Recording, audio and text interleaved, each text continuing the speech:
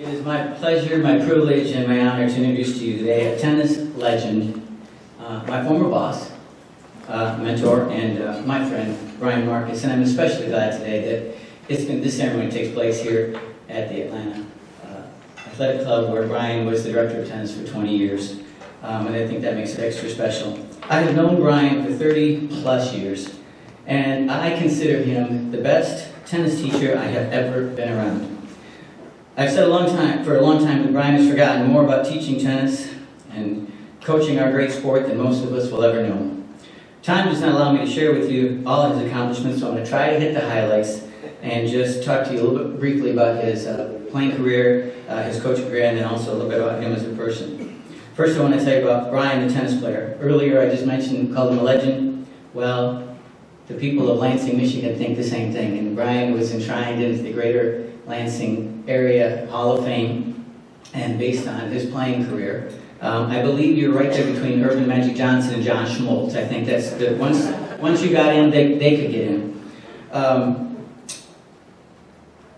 Brian was a state champion as a high school player, and he was also national champion in the 18 and under division of USTA. After school, after high school, he went to the University of Michigan. He's a Wolverine, and he not only won the Big Ten title there for a couple years, he was the captain of the team. He won the Big Ten in doubles, and he won the Big Ten 3 times in singles, which is quite an accomplishment. I have to tell you this. I went to a conference a couple years ago, and the keynote speaker got up and started talking about, he introduced his speech with a story about him playing in the Big Ten championships. And he mentioned that he played this guy, and he called him a legend. The guy's name was Brian Marcus, and he goes, "Yeah, I was so thrilled I'm playing Brian Marcus." And he said, and he recounted in his story every single point of the first game, and how he took Brian down in that first game. And they're changing sides, and he's imagining what he's going to talk to his teammates about how he beat the legendary Brian Marcus, and then he proceeded to lose the next 12 games. I said he won the Big Ten doubles championship, and I want to mention that he did that with Peter Fishback. Brian went on to play on the American Tour, and that's the tour that was what the tour was like, the name of the tour before the Open era. And Brian competed against people like Stan Smith, Tom Gorman, Armstead Neely. By the way, thank you for being here today, Armstead. I know Brian appreciates it. And many others. His best wins are over Jaime Field, if you remember that name, and Pat Kramer. And he also made Arthur Ashe sweat badly when he defeated Arthur Ashe, at least in one set, when Arthur was the #1 player in the world. And when you look, I'm not going to go into it, but Brian has a list of tournaments that he's won, and there is the Lansing Hall of Fame listed there. And it's not that he won these tournaments, he won them over and over and over. So he has quite a record as a player. Brian gave it all up because he wanted to be married to his lovely wife, Donna. And I think that gives you a lot of insight into the kind of person that Brian is. He then took advantage of the open era of tennis and the big boom that tennis was entering into, and he started coaching in Philadelphia, and soon after he moved back to Michigan, where he started the Brian Marcus Tennis Academy at Oak Park Racket Club, and that's a facility with 10 indoor courts. And his academy was wildly successful. And think back at the time that he was way ahead of his time in starting this kind of thing. And working with Brian, he doesn't always remember all the great details of the things that he's accomplished, but I know he had many, many, many nationally ranked students, and I know he can't tell you how many he had, but I do remember he said one time he took a lot of his students over to Kalamazoo at the national championships, and he had 14 or 15 students in the national championships. That was in 1 year, not accumulated, 1 year. I can tell you that at that time, he was coaching Aaron Kriegstein, and he coached Aaron to the #1 ranking in the country. And later in his career, when I got to know him a little bit, he coached Luke Jensen to a #1 ranking in the world. Luke was #1 in singles and in doubles in the world. That's quite an accomplishment. And of course, Luke went on to win a Grand Slam. And in the years between all that, Brian has coached many, many, many successful kids, and well over 50 kids have gone on to get Division I scholarships. and a few of them have gone on to become All-Americans. While these are notable achievements in the junior world, I can attest that Brian is equally devoted and equally skilled at teaching adults in the recreational level, especially men and women. I just want to tell you two quick interesting stories, at least they're interesting to me. And one is, I took our staff one time down and no disrespect to the Spanish teaching method, okay? But we went down to Naples to learn how the Spanish teach tennis, and we studied that. And as we were sitting there, and they're opening statements, and they're going through a lot of their philosophies and and what they believe and how they teach, I'm sitting there going, oh my gosh, this is Brian's stuff. This is what Brian taught. I wonder if he knows that Spanish have taken all his information, all his philosophies, and they're using him. And I told you, Brian has forgotten a lot more than we would ever know. I had a young man that many of you might know, Matt Grayson. He's now the director of tennis at Ansley Golf and Tennis, and he was working with me part-time, getting into the tennis business, and he decided he would like to go full-time, and he had an opportunity to work for Brian, or interview with Brian.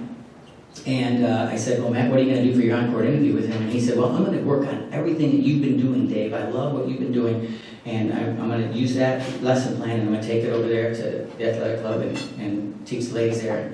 So when he got done, he came back, and I said, how'd it go? And he goes, Brian loved it. Brian really loved what I was doing. I go, well, of course, it's all his stuff. And it's like a full circle. Everything that I teach has come from Brian. It's been fantastic.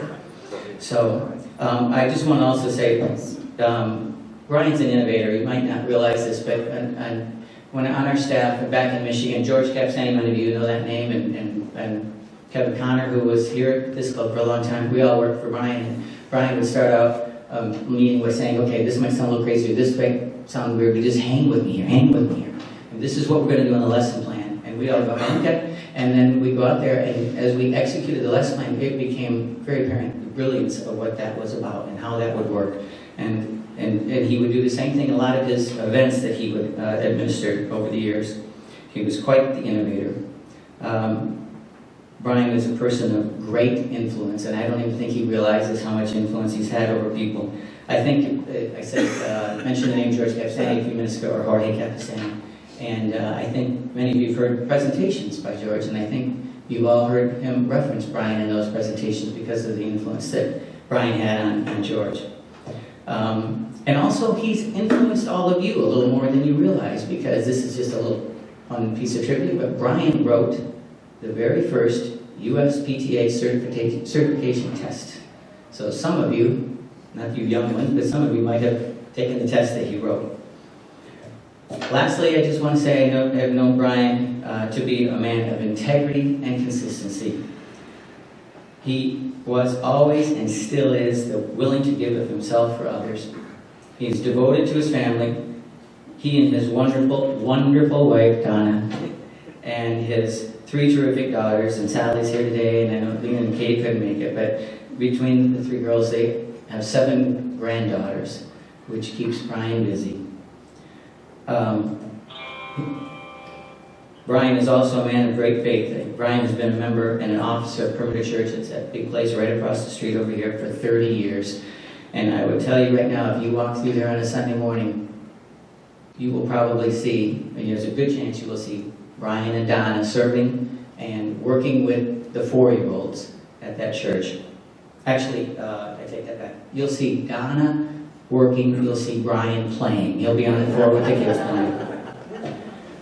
Well, ladies and gentlemen, I know I've missed a lot of things that I wanted to say about Brian, but as I said, I really want to hear from Brian more than you want to hear from me. And so it is with great pleasure, and I mean great pleasure, that I get to introduce to you the newest member of the USPTA Division, or USPTA 7 Division Hall of Fame, Brian Marcus.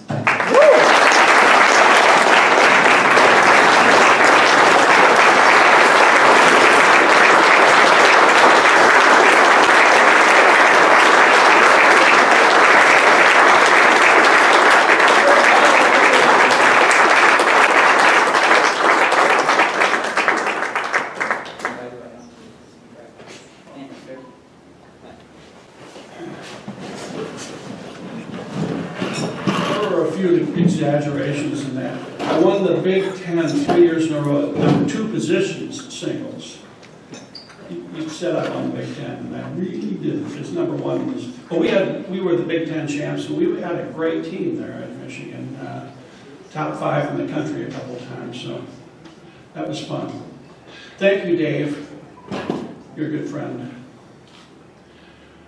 I'd like to introduce the people here today with me. I want to start with my wife, Donna. Dave already mentioned her. Sally, my oldest daughter, and her husband, Sean.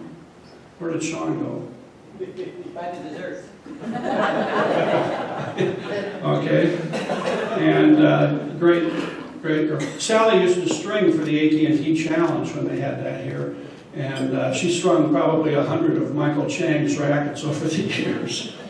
And his brother would sit and watch every move she made while she strung.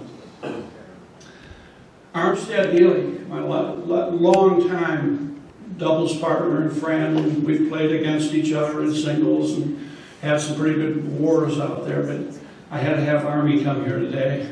Bill Kopecki, another long-time friend and good tennis player, golfing buddy. Greg Grover is in here somewhere. Yeah, he and I helped him write that book that he wrote and got famous over 25 years ago. I did all the typing. He couldn't type worth a hoot. So, that's a lot of typing too. And a lot of columns and numbers, you know, is kind of a crazy thing to do. And then Steve and Judy Terry, these people in the front. Steve's a neighbor of mine. I play tennis with. If it wasn't for Steve, I probably would never hit another tennis ball. He calls me every week a couple times and makes me get out and play, and I thank him for that. But they're good friends. And then Chris Borders, my long-term time manager here at the club. The whole time I was here, pretty much, he was my manager. And probably the best manager in the country at maybe one of the best country clubs in the country. I mean, take a look around. This place is amazing. Anyway, I had a real good time with Chris, and he's a good buddy.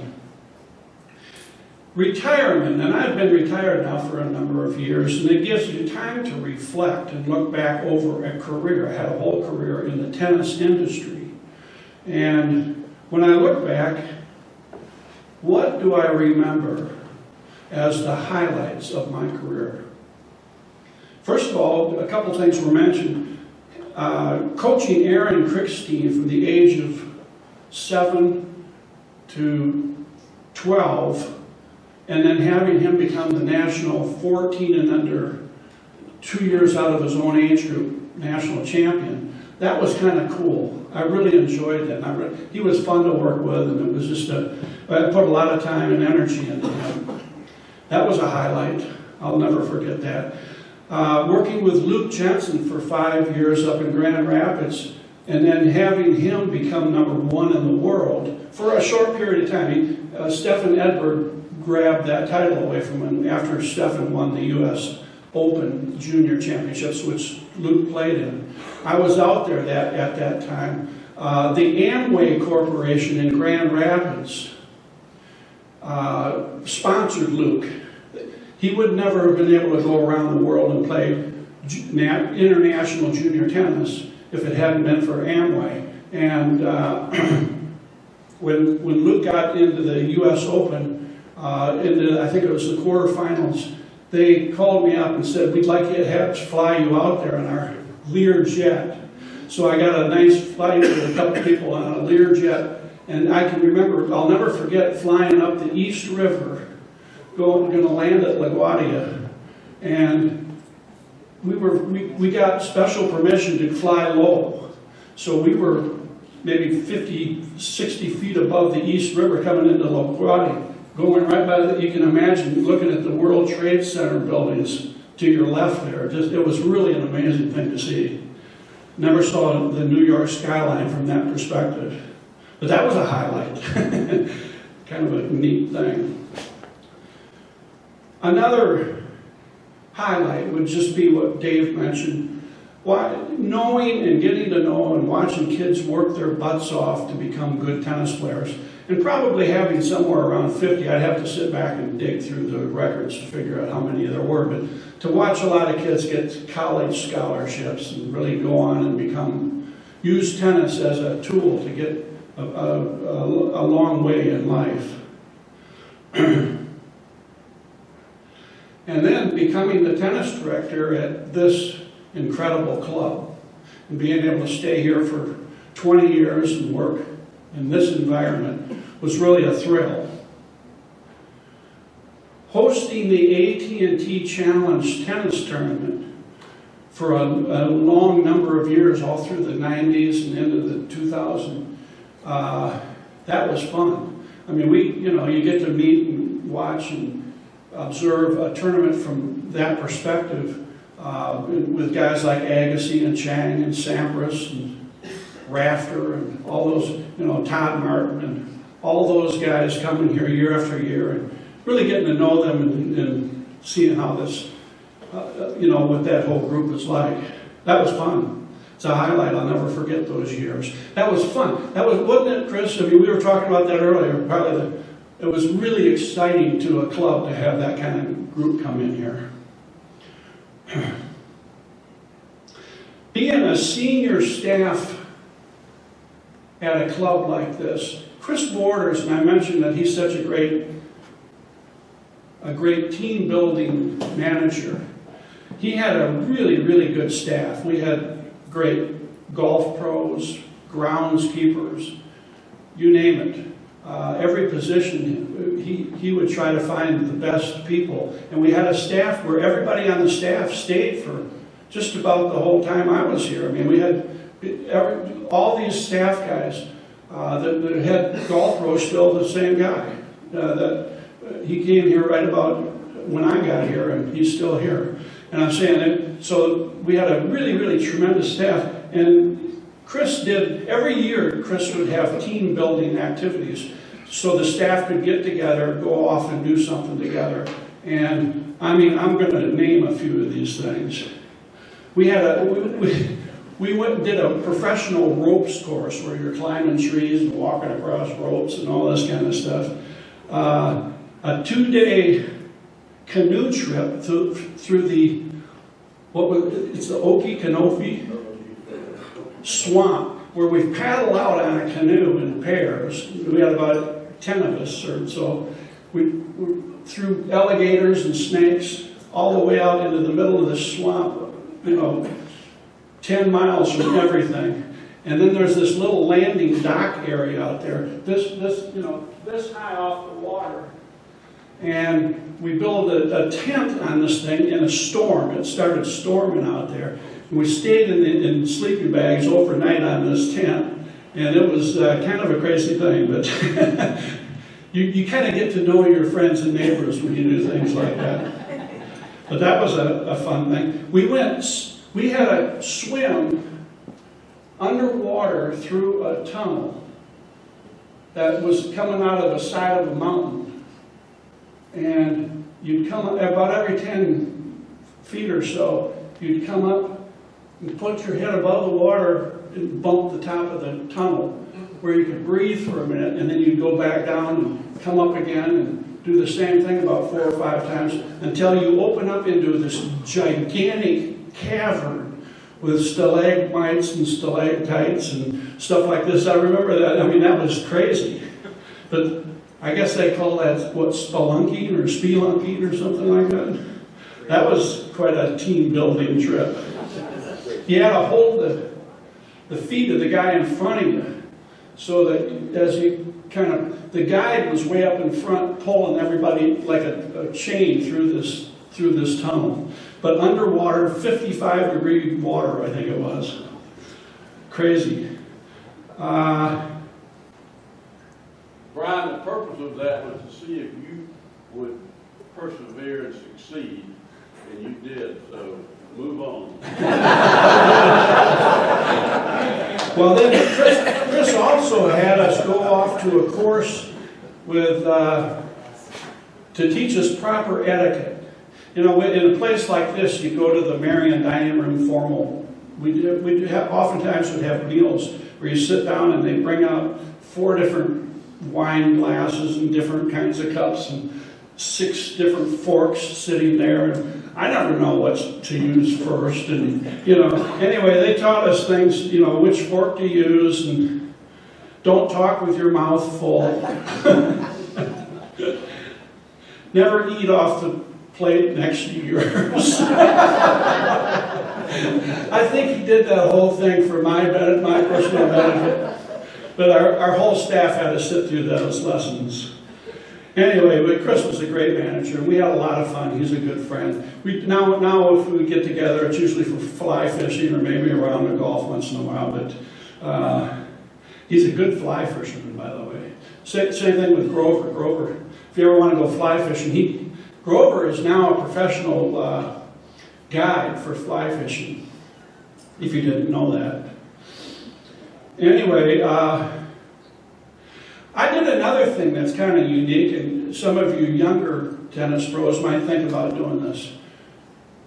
I organized groups of members and took them to famous 5-star resorts to different places. We went to Casa de Campo in the Dominican Republic several times, and we went down to Costa Rica a few times, and we went down to the Baja Peninsula and stayed at resorts where you could play golf and tennis. And I'll tell you what happens. We had and I'm talking 30, 40 members at a time, all organized. We'd meet here early in the morning, get on a bus that we'd have a charter bus and go down to the airport together, and then everybody get off and we'd take off on a plane and go to one of these places. We went to I took 24 people, I think it was, to the French Open, including my daughter, Sally, and her husband, Sean. They were just married. Sally was actually been married a couple of years. She was pregnant with a baby, my first granddaughter. But we went to the French Open. We played tennis. We took a little jet down to Nice, stayed down there, all these people. We played tennis on the Monte Carlo tennis courts. And you've never seen anything like it, but you've all seen it on television when you watch that club and they look out over the Mediterranean there on the French Riviera. Unbelievable place to play tennis. And our members got to play on those courts. But we did things like that. I could stand here for 20 minutes and I'm not going to do it. So anyway, I am honored to be here today. I thank you. I really appreciate it. And I will now call it the end. Thank you.